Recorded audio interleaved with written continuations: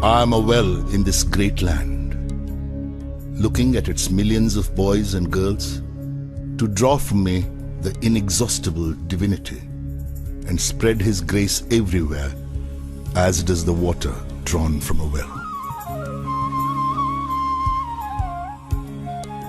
This is my story. The story of the son of Jainul Abdin and Ashama. The story of a lad who sold newspapers to help his brother. The story of a pupil reared by Shiva Subramanya Iyer and Ayadore Solomon. The story of a student taught by teachers like Pandale. The story of an engineer spotted by M.J.K. Menon and groomed by the legendary Professor Sarabhai. The story of a scientist tested by failures and setbacks. The story of a leader supported by a large team of brilliant and dedicated professionals.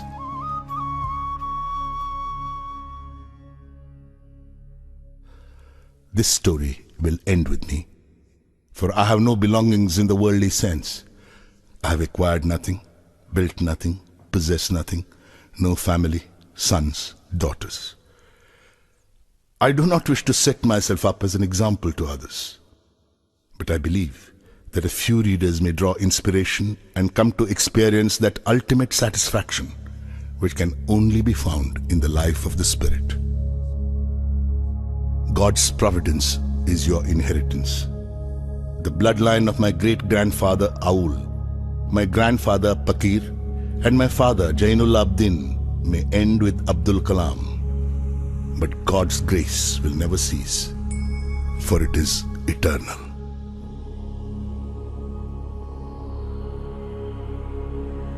Purnamada Purnamidam Purnat Purnamudachyate Purnasya Purnamadaya Purnamevavashishyate.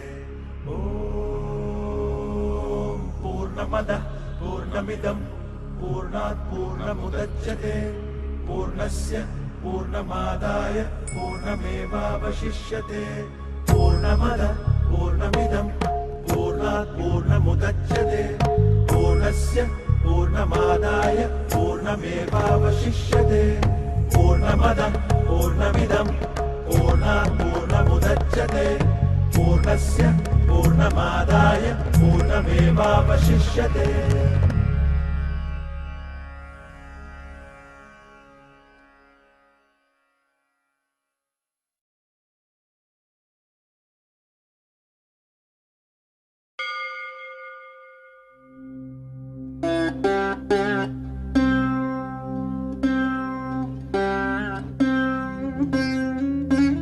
I was born into a middle-class Tamil family in the island town of Rameshwaram. My father, Jainul Abdin, had neither much formal education nor much wealth. Despite these disadvantages, he possessed great innate wisdom and a true generosity of spirit. He had an ideal helpmate in my mother, Ashima. I was one of many children, a short boy with rather undistinguished looks, born to tall and handsome parents. We lived in our ancestral house, which was built in the middle of the 19th century. It was a fairly large Pakka house on the Mosque Street in Rameshwaram. My austere father used to avoid all inessential comforts and luxuries. However, all necessities were provided for. In fact, I would say mine was a very secure childhood, both materially and emotionally.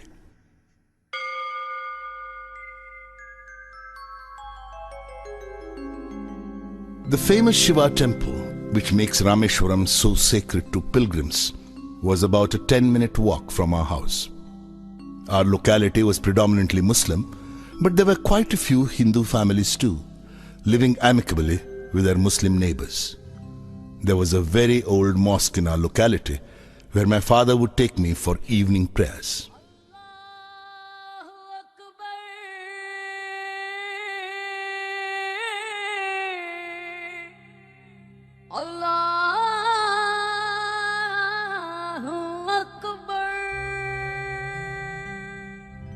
The high priest of the Rameshwaram temple Pakshi Lakshmana Shastri, who was a very close friend of my father's. One of the most vivid memories of my early childhood is of the two men, each in his traditional attire, discussing spiritual matters. My father could convey complex spiritual concepts in very simple, down-to-earth Tamil. He once told me, "When troubles come, try to understand the relevance of your sufferings. Adversity always presents opportunities for introspection."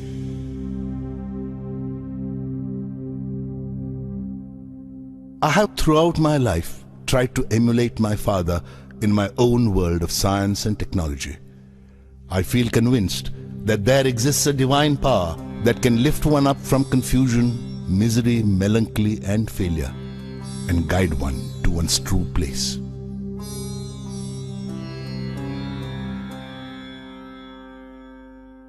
I was about 6 years old when my father embarked on the project of building a wooden sailboat to take pilgrims from Rameshwaram to Dhanushkodi and back. He worked at building the boat on the seashore with the help of a relative, Ahmad Jalaluddin, who later married my sister, Zohra. Ahmad Jalaluddin became a close friend of mine, despite the difference of 15 years in our ages. We used to go for long walks together every evening. As we started from Mosque Street, our first halt would be at the imposing temple of Lord Shiva, where we would circle around the temple with the same reverence as any other pilgrim. Jalaluddin's schooling had been limited, principally because of his family's straitened circumstances. At the time I speak of, he was the only person on the entire island who could write English. He wrote letters for almost anybody in need. Jalaluddin always spoke to me about educated people, of scientific discoveries, of contemporary literature, and of the achievements of medical science. Another person who greatly influenced my childhood was my first cousin, Shamsuddin. He was the sole distributor for newspapers in Rameshwaram and a one-man operation. The newspapers would arrive at Rameshwaram station by the morning train. The Second World War broke out in 1939 when I was 8 years old. Soon India was forced to join the Allied forces and something like a state of emergency was declared. The first casualty came in the form of the suspension of the train halt at Rameshwaram station. The newspapers now had to be bundled and thrown out from the moving train on the Rameshwaram road between Rameshwaram and Dhanushkodi. That forced Shamsuddin to look for a helping hand to catch the bundles, and, as if naturally, I filled the slot. Shamsuddin helped me earn my first wages. Every child is born with some inherited characteristics into a specific socio-economic and emotional environment and trained in certain ways by figures of authority. I inherited honesty and self-discipline from my father. From my mother, I inherited faith in goodness and deep kindness. But it was the time I spent with Jalaluddin and Shamsuddin that perhaps contributed most to the uniqueness of my childhood and made all the difference in my later life.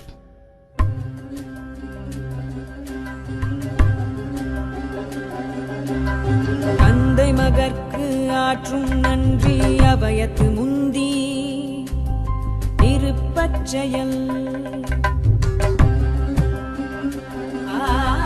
தந்தை மகற்கு ஆற்றும் நன்றி அபயத்து முந்தி இருப்பச் செயல் மகன் தந்தைக்கு ஆற்றும் உதவி இவன் தந்தை என்னோற்றான்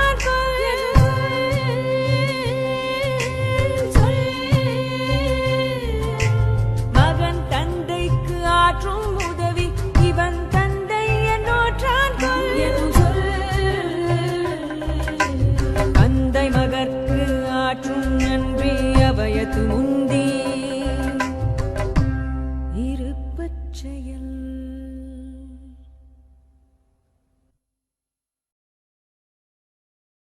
Then the war was over and India's freedom was imminent. I asked my father's permission to leave Rameshwaram and study at the district headquarters in Ramanathapuram. Shamsuddin and Ahmad Jalaluddin travelled with me to Ramanathapuram to enroll me in Schwartz High School. Somehow, I did not take to the new setting. The town of Ramanathapuram was a thriving, factious town of some 50,000 people. But the coherence and harmony of Rameshwaram was absent. I missed my home and grabbed every opportunity to visit Rameshwaram. Once I settled down at Schwartz High School, the enthusiastic 15-year-old within me re-emerged. My teacher, Ayadurai Solomon, was an ideal guide for an eager young mind that was yet uncertain of the possibilities and alternatives that lay before it.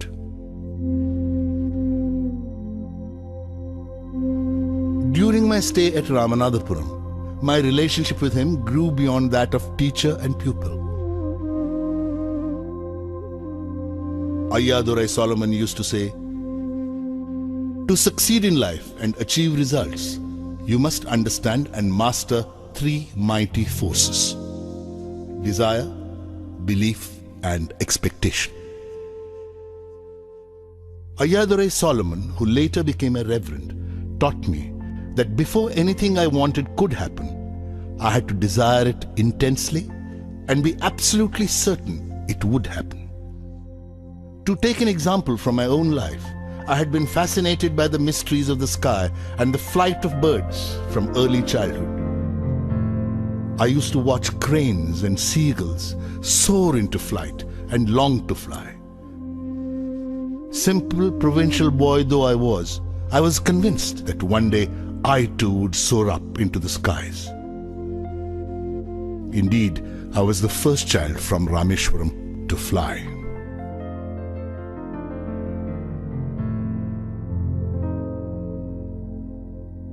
By the time I completed my education at Schwartz, I was a self-confident boy determined to succeed.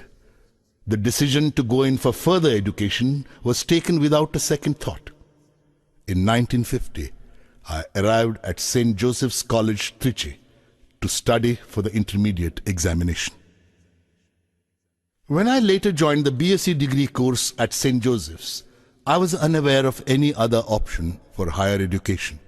Nor did I have any information about career opportunities available to a student of science. Only after obtaining a BSc did I realize that physics was not my subject. I had to go into engineering to realize my dreams. I wonder why some people tend to see science as something which takes man away from God. For me, science has always been the path to spiritual enrichment and self-realization.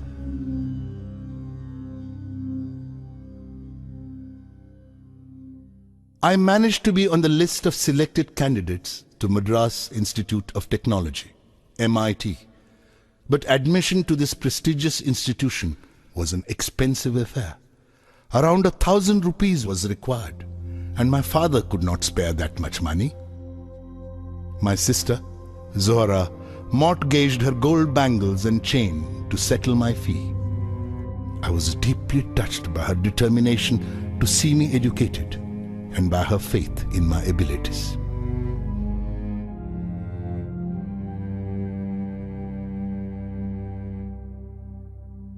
What fascinated me most at MIT was the sight of two decommissioned aircrafts displayed there. I felt a strange attraction towards them and would sit near them long after other students had gone back to the hostel.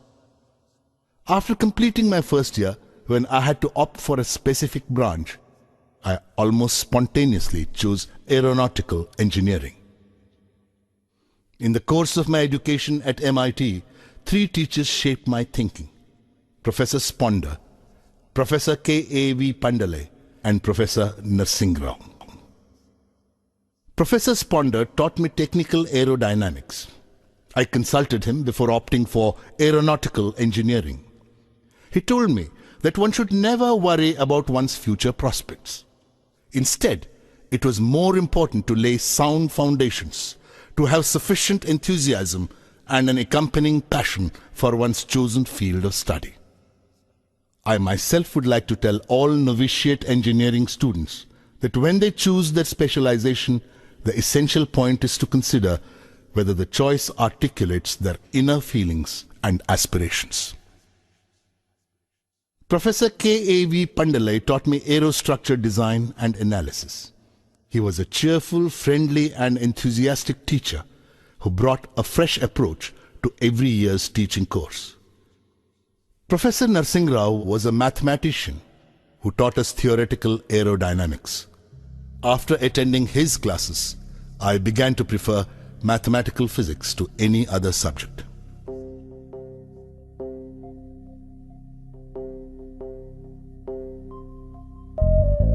Sadha Sangi Hari Hari Naam Chittara Chittara Sadha Sangi Hari Hari Naam Chittara Sahaji Anandu Hove Dinu Rati Ankur Bhalo Hamara Sadha Sangi Sadha Sangi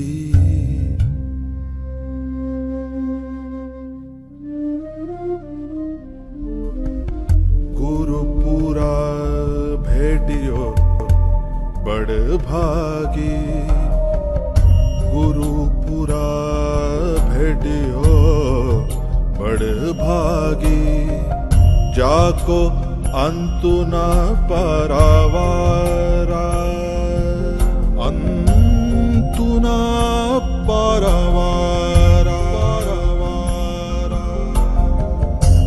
Nanak Sarani Gahi Swami Ki Punaha Punaha Namaskara Sadha Sangi Sadha Sangi.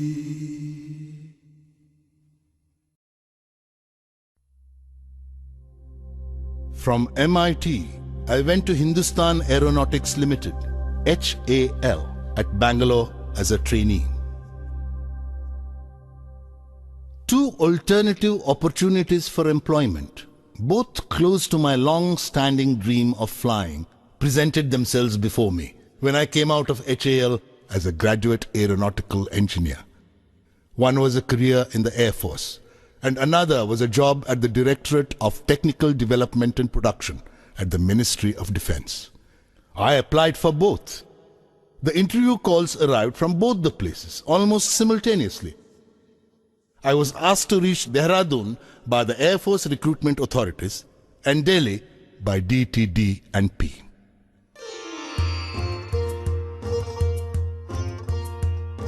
My destination was more than 2,000 kilometers away and was to be my first encounter with the vastness of my motherland. Through the window of the compartment, I watched the countryside slip past. It is astonishing how the landscape changes as one moves northwards. I halted for a week in Delhi and appeared for the interview at DTD&P. I did well at the interview. Then I proceeded to Dehradun for my interview at the Air Force Selection Board. I could only finish 9th in the batch of 25. I was deeply disappointed, and it took me some time to comprehend that the opportunity to join the Air Force had just slipped through my fingers. I trekked down to Rishikesh with the knowledge that the days ahead would be difficult. I bathed in the Ganga and walked to the Shivananda ashram, situated a little way up the hill. I met Swami Shivananda, a man who looked like a Buddha, wearing a snow-white dhoti and wooden slippers. I was struck by his irresistible, almost childlike smile and gracious manner. I told him about my unsuccessful attempt to join the Indian Air Force and my long-cherished desire to fly. He smiled and said, "Desire, when it stems from the heart and spirit, when it is pure and intense, possesses awesome electromagnetic energy. This energy is released into the ether each night as the mind falls into the sleep state. Each morning, it returns to the conscious state, reinforced with the cosmic currents. That which has been imaged will surely and certainly be manifested. You can rely, young man, upon this ageless promise as surely as you can rely upon the eternally unbroken promise of sunrise and of spring." I returned to Delhi and inquired at the DTDP about the outcome of my interview. In response, I was handed my appointment letter. I joined the next day as senior scientific assistant on a basic salary of rupees 250 per month. 3 years passed. Then the Aeronautical Development Establishment, ADE, was born in Bangalore, and I was posted to the new establishment. Bangalore as a city was in direct contrast to Kanpur, where I had been posted during my first year at the directorate. In fact, I feel our country has an uncanny way of bringing out extremes in her people. I suppose it is because Indians have been both afflicted and enriched by centuries of migrations. Loyalty to different rulers has dulled our capacity for a single allegiance. Instead, we have developed an extraordinary ability to be compassionate and cruel, sensitive and callous, deep and fickle, all at the same time. To the untrained eye, we may appear colorful and picturesque. To the critical eye, we are but shoddy imitations of our various masters.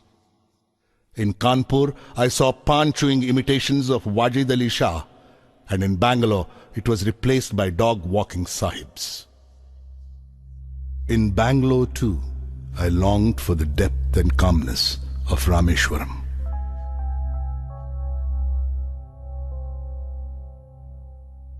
The workload at ADE during the first year was quite light. A project team was formed to design and develop an indigenous hovercraft prototype in 3 years. The hovercraft, completed ahead of schedule, was christened Nandi, after the bull ridden by Lord Shiva. For a prototype, the form, fit and finesse was beyond our expectations. However, to my great disappointment, the project became mired in controversies and had to be shelved. Professor M.G.K. Menon, director of the Tata Institute of Fundamental Research, paid us a surprise visit one day. Asking me several questions about Nandi, he requested a 10-minute ride in the hovercraft with me. A week later, I got a call from INCOSPA, the Indian Committee for Space Research. I went to Bombay to attend the interview for the post of a rocket engineer. I was interviewed by Dr. Vikram Sarabhai along with Professor M.G.K. Menon and Mr. Saraf, then the Deputy Secretary of the Atomic Energy Commission. I was almost immediately struck by Dr. Sarabhai's warmth. The next evening, I was told about my selection. I was to be absorbed as a rocket engineer at INCOSPA.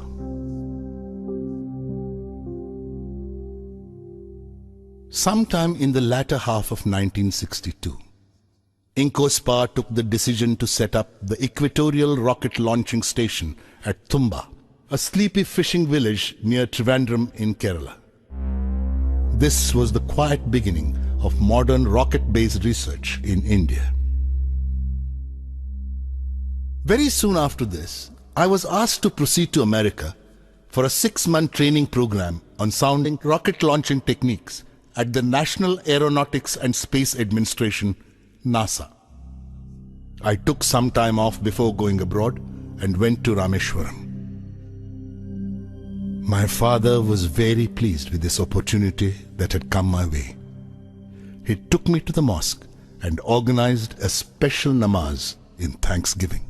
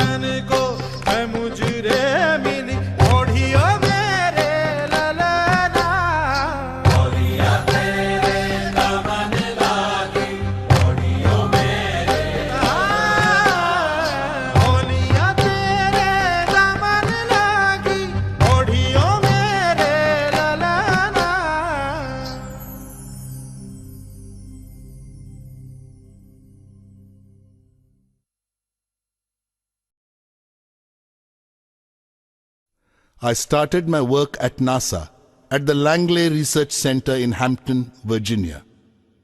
Later, I went to the Goddard Space Flight Center at Greenbelt, Maryland. My impression of the American people can be summarized by a quotation from Benjamin Franklin: "Those things that hurt instruct." I realized that people in this part of the world meet their problems head-on. What makes life in Indian organizations difficult is the widespread prevalence of contemptuous pride. It stops us from listening to our juniors, subordinates, and people down the line. You cannot expect a person to deliver results if you humiliate him, nor can you expect him to be creative if you abuse him or despise him. The line between firmness and harshness, between strong leadership and bullying, between discipline and vindictiveness is very fine, but it has to be drawn. On the 21st of November 1963, soon after my return from NASA, India's first rocket launch took place. It was a sounding rocket called Nike Apache, made at NASA. After the successful launch of Nike Apache, Professor Sarabhai chose to share with us his dream of an Indian satellite launch vehicle. The development of Indian rockets in the 20th century can be seen as a revival of the 18th century dream of Tipu Sultan. When Tipu Sultan was killed, the British captured more than 700 rockets and subsystems of 900 rockets in the Battle of Tirukkanhalli in 1799. His army had 27 brigades called Kushuns, and each brigade had a company of rocketmen called Jurks. These rockets had been taken to England by William Congreve and were subjected by the British to what we call reverse engineering today. With the death of Tipu, Indian rocketry also met its demise, at least for 150 years. Rocketry was reborn in India thanks to the technological vision of Prime Minister Jawaharlal Nehru. Professor Sarabhai took the challenge of giving physical dimensions to this dream. Very many individuals with myopic vision questioned the relevance of space activities in a newly independent nation which was finding it difficult to feed its population. But neither Prime Minister Nehru nor Professor Sarabhai had any ambiguity of purpose. Their vision was very clear. If Indians were to play a meaningful role in the community of nations, they must be second to none in the application of advanced technologies to their real-life problems. They had no intention of using it merely as a means to display our might. Slowly but surely, 2 Indian rockets were born at Tumba. They were christened Rohini and Menaka. The following year, Professor Sarabhai wanted to see me urgently in Delhi. At the meeting, I was introduced to Group Captain V.S. Narayanan from Air Headquarters. Professor Sarabhai unfolded his plan of developing RATO, Rocket-Assisted Takeoff System for military aircraft. By that evening, the news was out. India was taking up indigenous development of a device to help short-run takeoffs by high-performance military aircraft, and I was to head the project. I was filled with many emotions: happiness, gratitude, a sense of fulfillment. And these lines from a little-known poet of the 19th century crossed my mind. For all your days prepare, and meet them ever alike. When you're the anvil, bear. When you're the hammer, strike. 2 significant developments occurred during the work on RATO. The first was the release of a 10-year profile for space research in the country, prepared by Professor Sarabhai. To me, it was the romantic manifesto of a person deeply in love with the space research program in his country. The second development was the formation of a missile panel in the Ministry of Defense. Both Narayanan and I were inducted as members. The Future Satellite Launch Vehicle, SLV, had also been conceived by this time. Professor Sarabhai had already handpicked a team to give form to his dream of an Indian SLV. I consider myself fortunate to have been chosen to be the project leader. Professor Sarabhai gave me the additional responsibility of designing the 4th stage of the SLV. It was my usual practice to brief Professor Sarabhai after every missile panel meeting. After attending one such meeting in Delhi, on the 30th of December 1971, I was returning to Trivandrum. Professor Sarabhai was visiting Tumba that very day to review the SLV design. I spoke to him on the telephone from the airport lounge about the salient points that had emerged at the panel meeting. He instructed me to wait at the Trivandrum airport and to meet him there. When I reached Trivandrum, a pall of gloom hung in the air. I was informed that Professor Sarabhai was no more. He had passed away a few hours ago following a cardiac arrest. I was shocked to the core. It had happened within an hour of our conversation. It was a great blow to me. I consider Professor Sarabhai as the Mahatma Gandhi of Indian science, generating leadership qualities in his team and inspiring them through both ideas and example.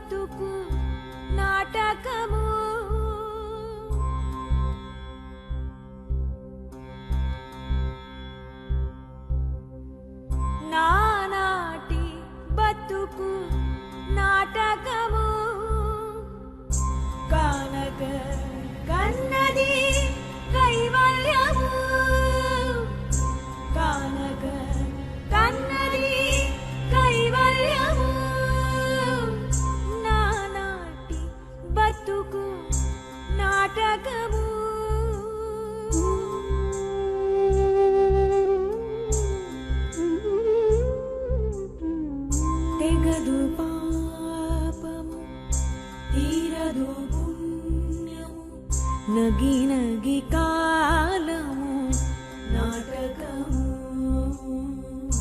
తెగదు పాపము తీరదు పుణ్యము నగి కాలము నాటకము యగువన Shri వెంకటేశ్వరుడే యగువన Shri వెంకటేశ్వరుడే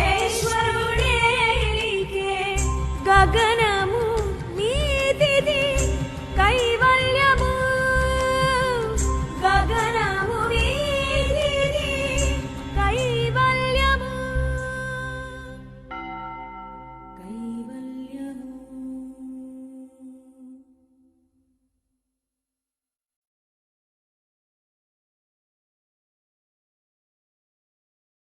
After an interim arrangement with Professor M.G.K. Menon at the helm, Professor Satish Dhawan was given the responsibility of heading the Indian Space Research Organization, ISRO. The whole complex at Tumba was merged together to form an integrated space center and christened the Vikram Sarabhai Space Center, VSSC, as a tribute to the man to whom it owed its existence. The renowned metallurgist Dr. Brahm Prakash took over as its first director. Anyone who has taken up the responsibility to lead a team can be successful only if he is sufficiently independent, powerful, and influential in his own right to become a person to reckon with. This is perhaps also the path to individual satisfaction in life, for freedom with responsibility is the only sound basis for personal happiness. What can one do to strengthen personal freedom? I would like to share with you 2 techniques I adopt in this regard. First, by building your own education and skills. Knowledge is a tangible asset, quite often the most important tool in your work. The more up-to-date the knowledge you possess, the freer you are. Knowledge cannot be taken away from anyone except by obsolescence. A leader can only be free to lead his team if he keeps abreast of all that is happening around him in real time. To be a successful team leader, one has to stay back after the din and clutter of a working day to emerge better equipped and ready to face a new day. The second way is to develop a passion for personal responsibility. The sovereign way to personal freedom is to help determine the forces that determine you. Work for the things you believe in. If you do not, you are surrendering your fate to others. The first 3 years of the SLV project was the period for the revelation of many fascinating mysteries of science. Gradually, I became aware of the difference between science and technology, between research and development. Science is inherently open-ended and exploratory. Development is a closed loop. Mistakes are imperative in development and are made every day. But each mistake is used for modification, upgradation, or betterment. Like any other act of creation, the creation of the SLV-3 also had its painful moments. One day, when my team and I were totally engrossed in our work, the news of a death in the family reached me.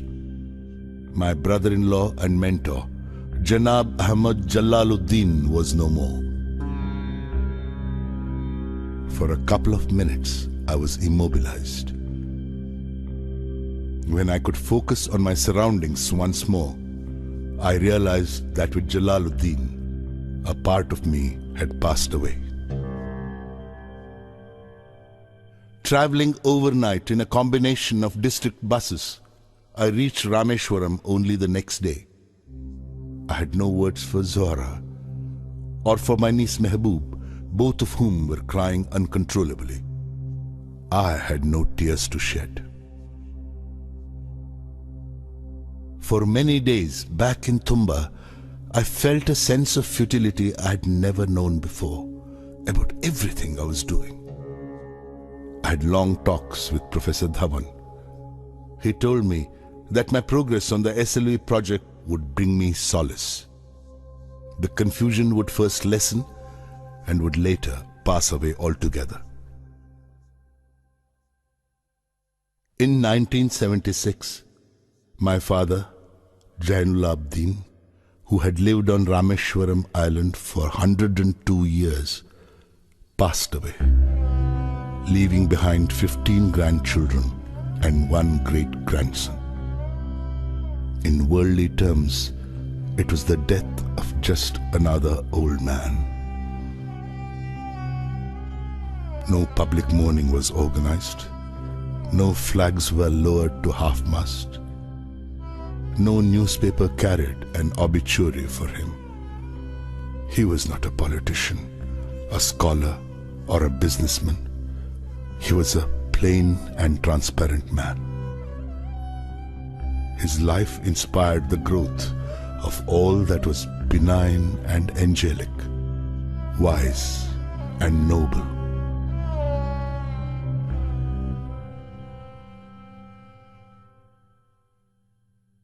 I sat for a long time with my mother, but could not speak. She blessed me in a choked voice when I took leave of her to return to Tumba.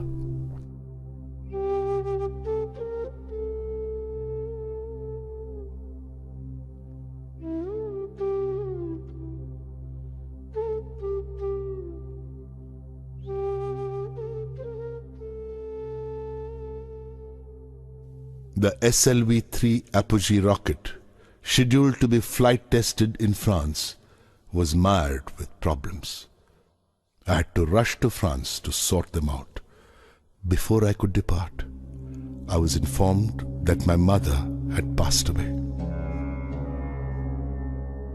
With 3 deaths in the family, I needed total commitment to my work in order to keep performing. The desire to work at optimum capacity leaves hardly any room for anything else. With this total commitment and single-mindedness, the SLV-3 dream was finally realized in the middle of 1979.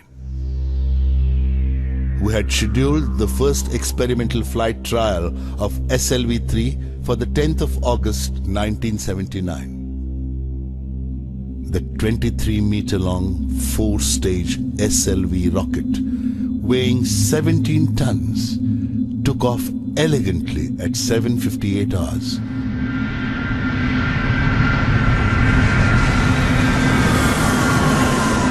Stage 1 performed to perfection. There was a smooth transition from this stage to the second stage. We were spellbound to see our hopes flying in the form of SLV-3.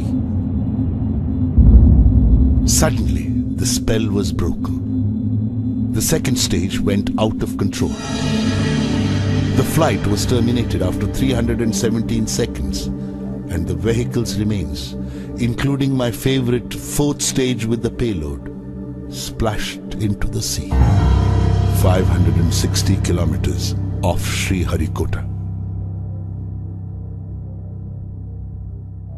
The incident caused us profound disappointment. I felt a strange mix of anger and frustration. Completely drained, mentally as well as physically, I went straight to my room and slumped onto the bed. A gentle touch on my shoulder woke me up. It was late in the afternoon, almost approaching evening. I saw Dr. Brahm Prakash sitting by my bedside. I was deeply touched by his affection and concern. I was sad, but not alone.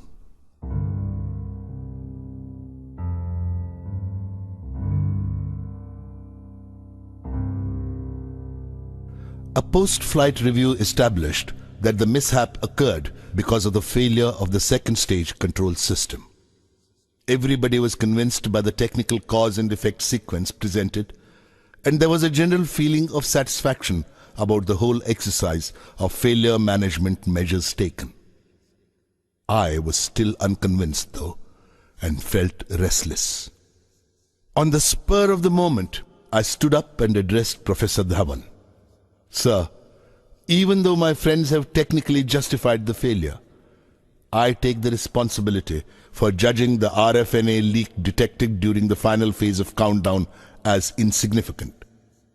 As a mission director, I therefore take responsibility for the SLV-3 failure.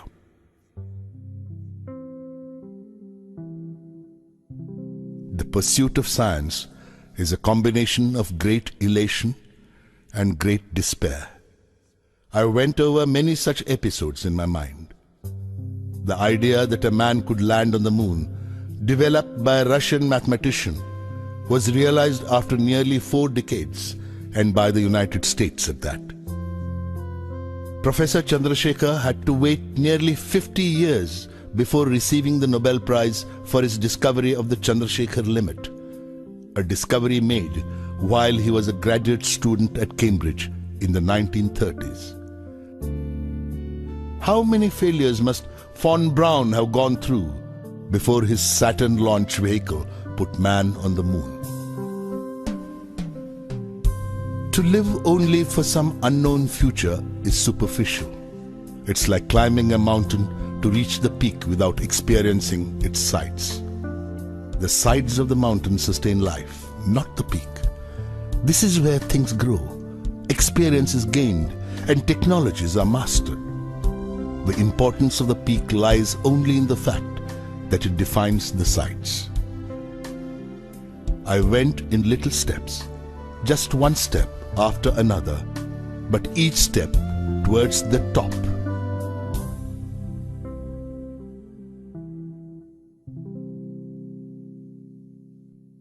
On the 17th of July 1980, 30 hours before the launch of the second SLV-3, the newspapers were filled with all kinds of predictions. Many reports preferred to trace the history of the first SLV-3 flight and recalled how the third stage had failed to ignite because of lack of fuel and the rocket had nosedived into the ocean. Some were a general prognosis of all that ailed our country and related it to the SLV-3. I knew that the next day's launch was going to decide the future of the Indian space program. In fact, to put it simply, the eyes of the whole nation were on us.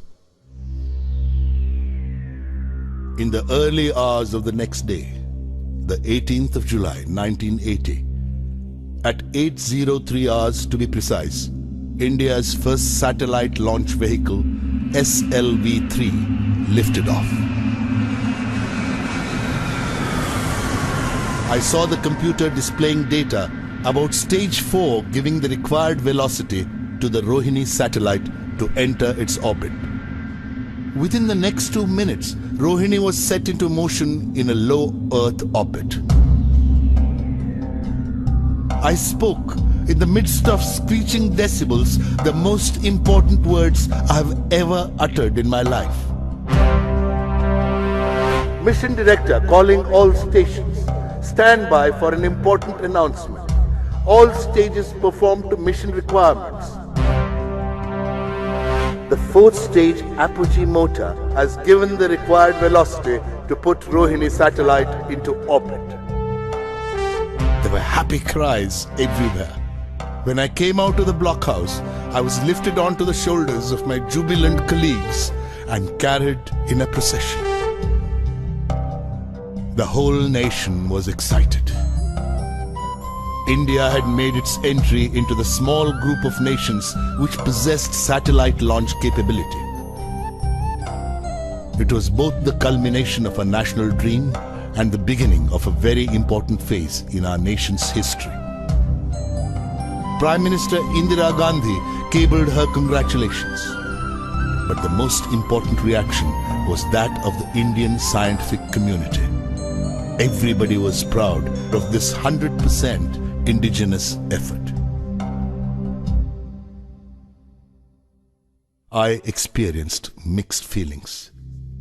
I was happy to achieve the success which had been evading me for the past 2 decades, but I was sad because the people who had inspired me were no longer there to share my joy. My father, my brother-in-law Jalaluddin, and Professor Sarabhai. The credit for the successful SLV-3 flight goes first to the giants of the Indian space program, Professor Sarabhai in particular, who had preceded this effort. Next, to the hundreds of VSSC personnel who had through sheer willpower proved the mettle of our countrymen, and also, not least, to Professor Dhawan and Dr. Brahmprakash, who had led the project. Within a month of the SLV-3 success, I received a call from Professor Dhawan in Delhi asking me to join him the next morning to meet the Prime Minister, Mrs. Indira Gandhi. I had a small problem. It had to do with my clothes. I was dressed casually, as is my wont, and wearing slippers, not by any standards of etiquette, suitable attire in which to meet the Prime Minister. When I told Professor Dhawan about this problem, he told me not to worry about my dress. "You are beautifully clothed in your success," he quipped. Professor Dhawan and I arrived at the Parliament House Annex the next morning. There were about 30 members of the Lok Sabha and Rajya Sabha in the room. Professor M.G.K. Menon and Dr. Nag Chowdhury were also present. Srimati Gandhi spoke to the members about the success of the SLV-3 and lauded our achievement. In January 1981, the renowned nuclear scientist, Professor Raja Ramanna, invited me for a private meeting. The Devil missile program had been shelved in spite of tremendous achievements made by Narayanan and his team at the Defense Research and Development Laboratory, DRDL. The entire program of military rockets was reeling under a persistent apathy. Professor Ramanna asked me if I would like to join DRDL and shoulder the responsibility of shaping their guided missile development program. I felt honored by the esteem in which Professor Ramanna held me. Republic Day 1981 brought with it a pleasant surprise: the conferment of the Padma Bhushan Award on me. I filled my room with the music of Bismillah Khan's Shehnai. The music took me to another time, another place. I visited Rameshwaram and hugged my mother. My father ran his caring fingers through my hair. My mentor, Jalaluddin, announced the news to the crowd gathered on Mosque Street. My sister, Sora, prepared special sweets for me. Pakshi Lakshmana Shastri put a tilak on my forehead. Father Solomon blessed me holding the Holy Cross. I saw Professor Sarabhai smiling with a sense of achievement. The sapling which he had planted 20 years ago had finally grown into a tree whose fruits were being appreciated by the people of India.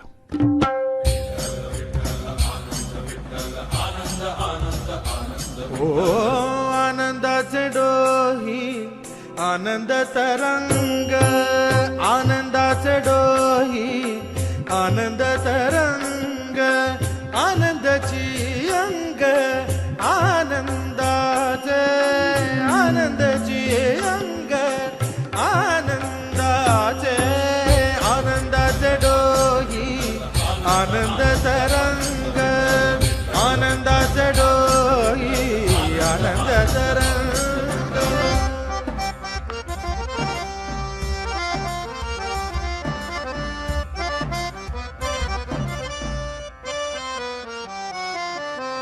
गर्भाचे आवडी मातेचा डोहळा तेथीचा जीवळा तेथे बिंबे गर्भाचे आवडी मातेचा डोहळा तेथीचा जीवळा तेथे बिंबे तुका म्हणे तैसा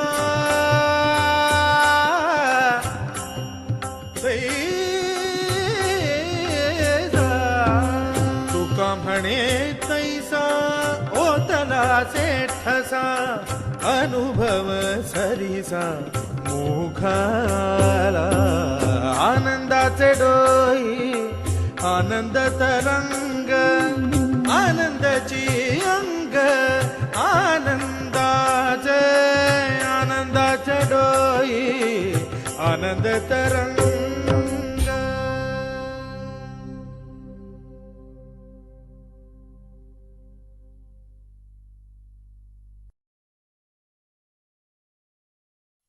I joined DRDL on the 1st of June 1982.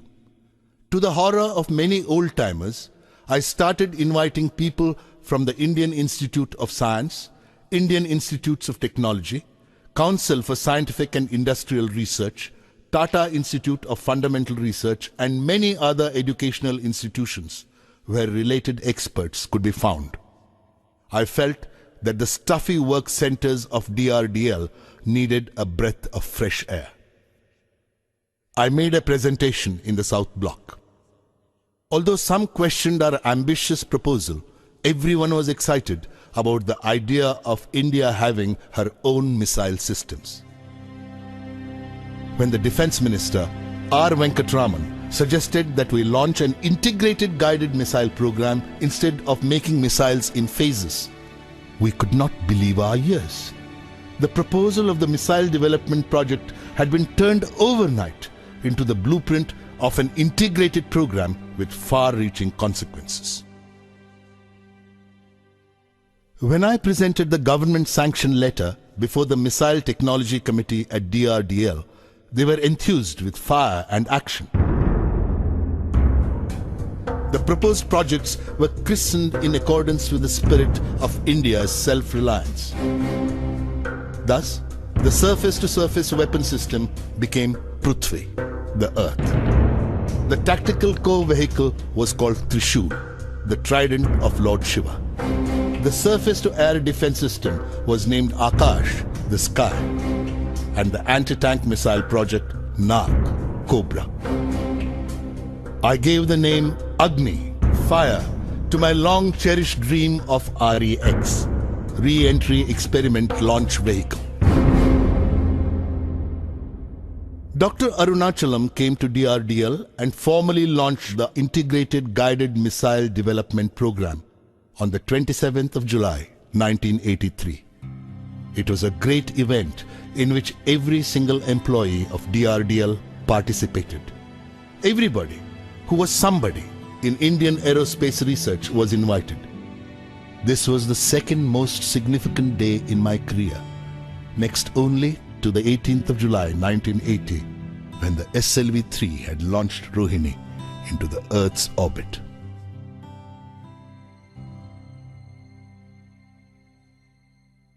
The launch of the Integrated Guided Missile Development Program was like a bright flash on the Indian scientific firmament. Missile technology had been considered the domain of a few selected nations in the world. People were curious to see how we were going to achieve all that was promised. We were at a meeting laying down the targets for 1984 when news came of Dr. Brahm Prakash's death on the evening of the 3rd of January at Bombay. It was a great emotional loss for me. His compassion and humility were exemplary. His healing touch on the day of the failed SLV-E1 flight surfaced in my memory, serving to deepen my sorrow.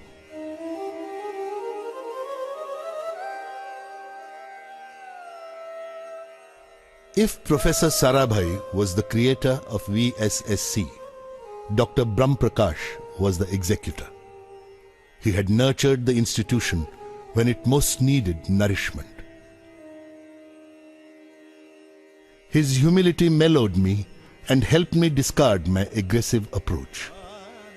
His humility did not consist merely in being modest about his talents or virtues, but in respecting the dignity of all those who worked under him and in recognizing the fact that no one is infallible, not even the leader.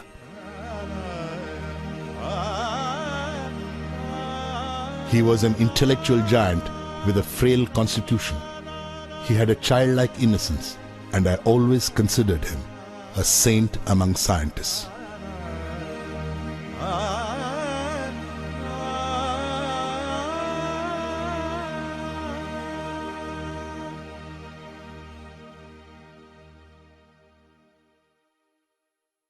Prime Minister Indira Gandhi expressed her desire to personally apprise herself of the progress of the Integrated Guided Missile Development Program.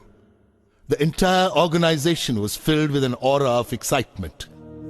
On the 19th of July 1984, Srimati Gandhi visited DRDL. Prime Minister Indira Gandhi was a person with a tremendous sense of pride in herself, in her work, and in her country. The esteem in which she held our work in the field of guided missiles boosted our morale immensely. We were working on the action plan that had emerged from the earlier month's review when the news of Srimati Gandhi's assassination broke.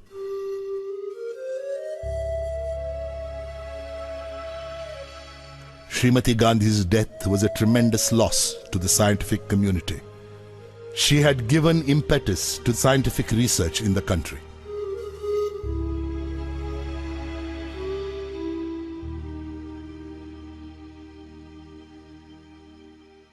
Her son, Rajiv Gandhi, took over as the new Prime Minister of India. He went to the polls and obtained a mandate from the people to carry forward the policies of Mrs. Gandhi, the Integrated Guided Missile Development Program being a part of them. Work on Prithvi was nearing completion when we entered 1988. Prithvi was launched at 11:23 hours on the 25th of February. It was an epoch-making event in the history of rocketry in the country. Prithvi was not merely a surface-to-surface missile. It was, in fact, the basic module for all future guided missiles in the country. The launch of Prithvi sent shockwaves across the unfriendly neighboring countries. The response of the Western Bloc was initially one of shock and then of anger. A 7-nation technology embargo was clamped, making it impossible for India to buy anything even remotely connected with the development of guided missiles. The emergence of India as a self-reliant country in the field of guided missiles upset all the developed nations of the world.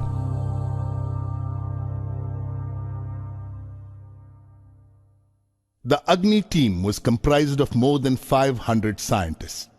Many organizations were networked to undertake this huge effort of launching Agni. The Agni launch had been scheduled for the 20th of April 1989. This was going to be an unprecedented exercise.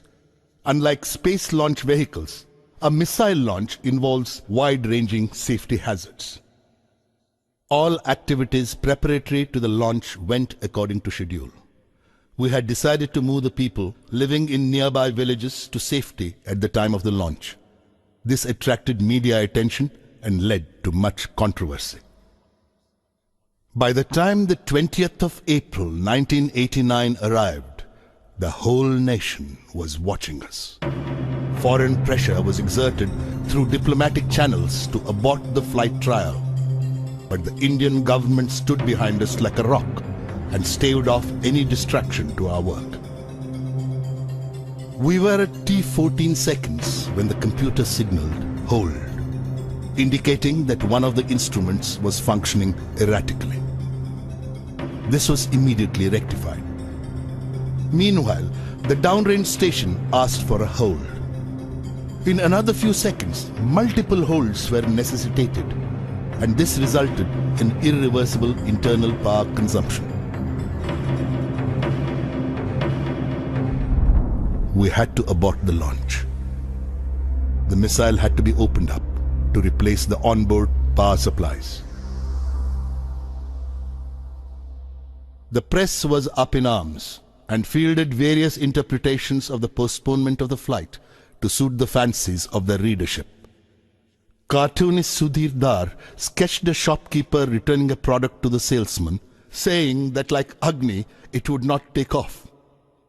Another cartoonist showed one Agni scientist explaining that the launch was postponed because the press button did not make contact. The Hindustan Times showed a leader consoling press reporters. There is no need for any alarm. It's a purely peaceful, non-violent missile. After a detailed analysis conducted virtually round the clock for the next 10 days, our scientists had the missile ready for launch on the 1st of May, 1989. But again, during the automatic computer checkout period at T10 seconds, a hold signal was indicated. A closer inspection showed that one of the control components, S1 TVC, was not working according to the mission requirements. the launch had to be postponed yet again. Now, such things are very common in rocketry and quite often happen in other countries too. But the expectant nation was in no mood to appreciate our difficulties. The Hindu carried a cartoon by Keshav, showing a villager counting some currency notes and commenting to another, "Yes, it's the compensation for moving away from a hut near the test site. A few more postponements and I can build a house of my own." Another cartoonist designated Agni as IDBM, intermittently delayed ballistic missile. Amul's cartoon suggested that what Agni needed was to use their butter as fuel. Detailed analysis of the component failure during the second attempt led to the refurbishment of the control system. Finally, the launch was scheduled for the 22nd of May. The previous night, Dr. Arunachalam, General K.N. Singh and I were walking together with the Defence Minister, K.C. Pant. It was a full moon night. It was high tide, and the waves crashed and rolled as if singing of God's glory and power. Would we succeed with the Agni launch tomorrow? This question was foremost in all our minds.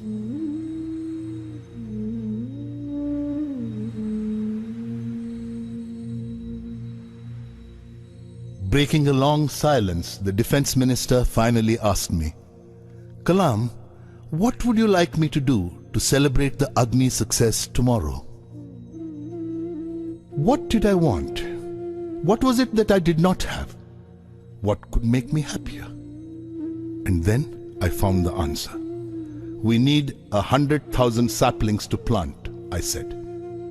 His face lit up with a friendly glow. "You are buying the blessings of Mother Earth for Agni," the Defence Minister quipped. "We will succeed tomorrow."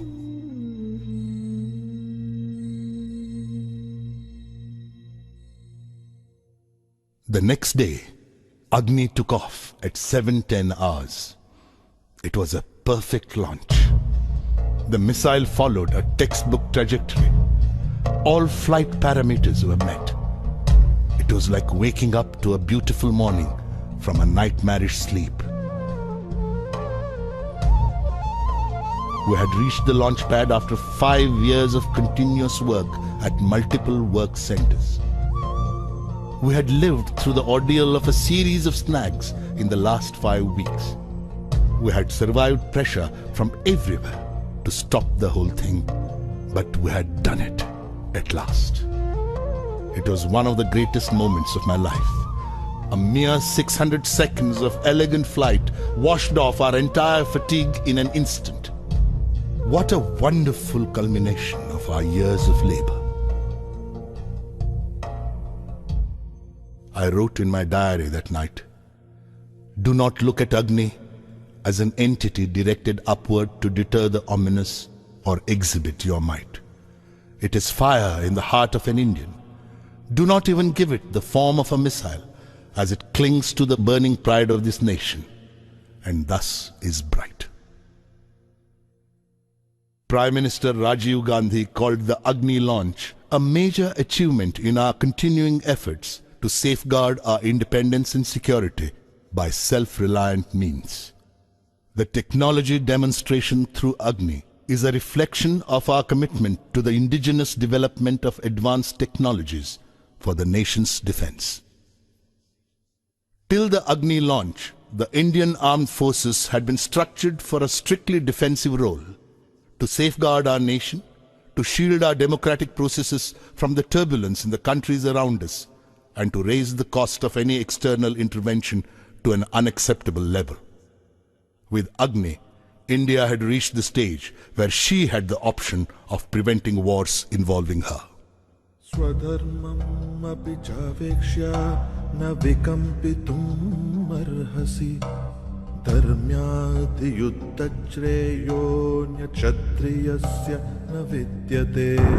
Swadharmam api chavekshya na vikampitum arhasi dharmyati yuddhachreyo kshatriyasya na vidyate. अदच्चेत्त्वम् इमं धर्म्यं सङ्ग्रामं न करिष्यसि तदस्वधर्मं कीर्तिं च हित्वा पापम् अवाप्स्यसि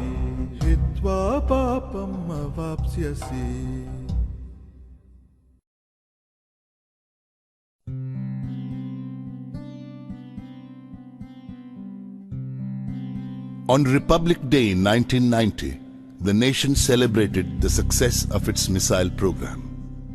I was conferred the Padma Vibhushan along with Dr. Arunachalam. Memories of the Padma Bhushan awarded a decade ago came alive. I still lived more or less as I had lived then, in a room 10 feet wide and 12 feet long, furnished mainly with books, papers, and a few pieces of hired furniture. The only difference was at that time my room was in Trivandrum and now it was in Hyderabad. The mess bearer brought me my breakfast of idlis and buttermilk and smiled in silent congratulation for the award. I was touched by the recognition bestowed on me by my countrymen.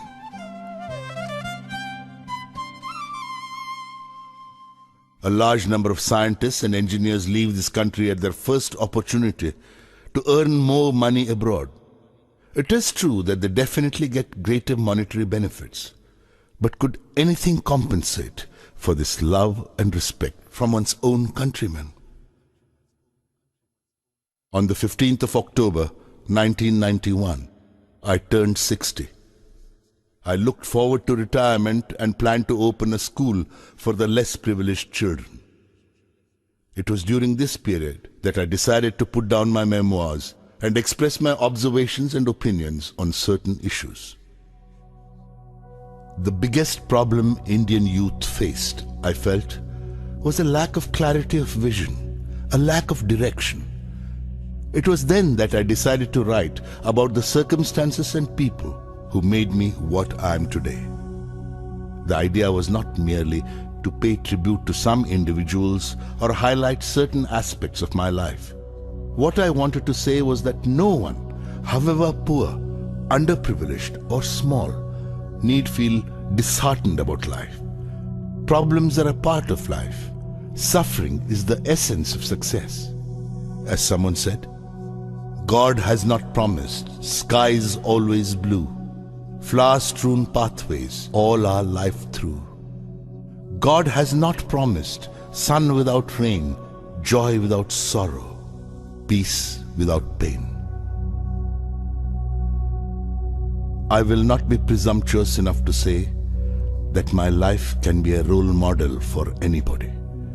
But some poor child living in an obscure place, in an underprivileged social setting, may find a little solace in the way my destiny has been shaped. It could perhaps help such children liberate themselves from the bondage of their illusory backwardness and hopelessness. Irrespective of where they are right now, they should be aware that God is with them. And when He is with them, who can be against them? Let the latent fire in the heart of every Indian acquire wings, and the glory of this great country light up the sky.